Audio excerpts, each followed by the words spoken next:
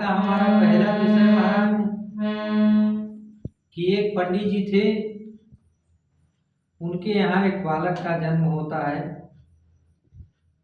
तो बालक धीरे धीरे बड़ा हुआ और बड़ा होकर बहुत उत्पात करने लगा।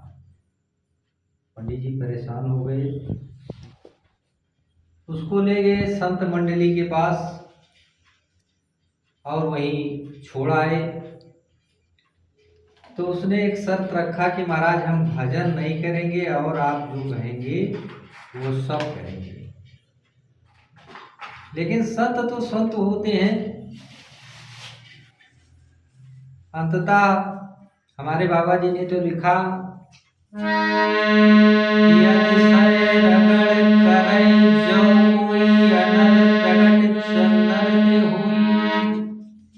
तो एक बार गुरु जी ने उससे राम कहलवा लिया और जैसे वो बोला राम, तो गुरु जी ने कहा कि भैया बन गया काम। फिर उसको शिक्षा दी कि भैया अंत समय में जब आप प्रभु के पास जाएंगे तो कुछ और कुछ नहीं करना, इतने कहना कि महाराज जो राम नाम कहने से मिलता है वो मुझको दिया। तो होते करते वो बड़ा हुआ और बड़ा के बाद बूढ़ा हुआ। वो समय आया कि यमराज उसको लेके गए और जब उसका बही खाता देखा गया महाराज, तो एक केवल राम का संबोधन था और कुछ नहीं था। तो जब यमराज ने पूछा कि क्या भोगोगे पहले, राम नाम जो तुमने एक बार कहा है उसको कि नरक को, तो उसने कहा भैया कि हमने जो राम नाम कहा है उसके बदले में जो मिलता हो वो आप हमको दे दीजिए और हम नरक को भोगेंगे। तो यमराज बड़े परेशान हुए कि अब इसके बदले में क्या दिया जाए। ब्रह्मा बाबा के पास गए,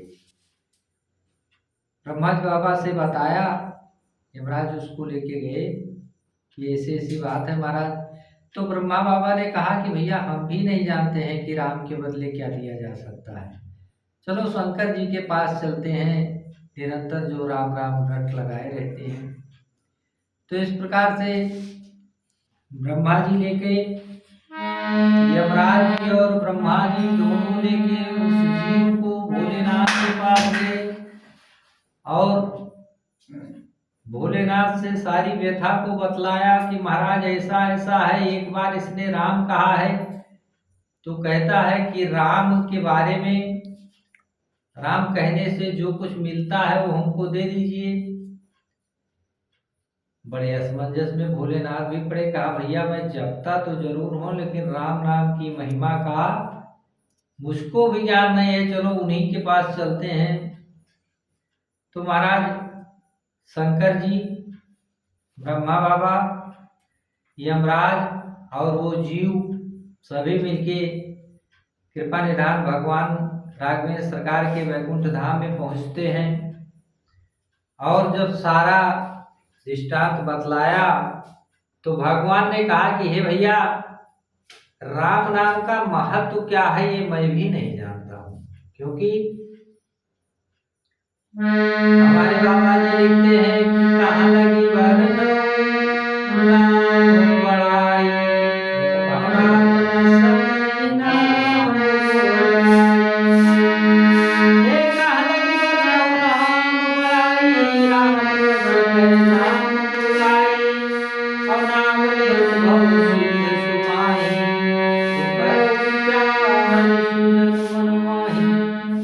अर्थात राघवेंद्र सरकार ने कहा कि हे भैया, हे ब्रह्मा बाबा, हे शंकर जी, अब इसको यहीं पे छोड़ दीजिए। तो कहने का मतलब जब एक बार राम कहने से उसको वैकुंठ में निवास हो गया तो हम आप तो मानव शरीर में है महाराज। बोलिए जय श्री राम।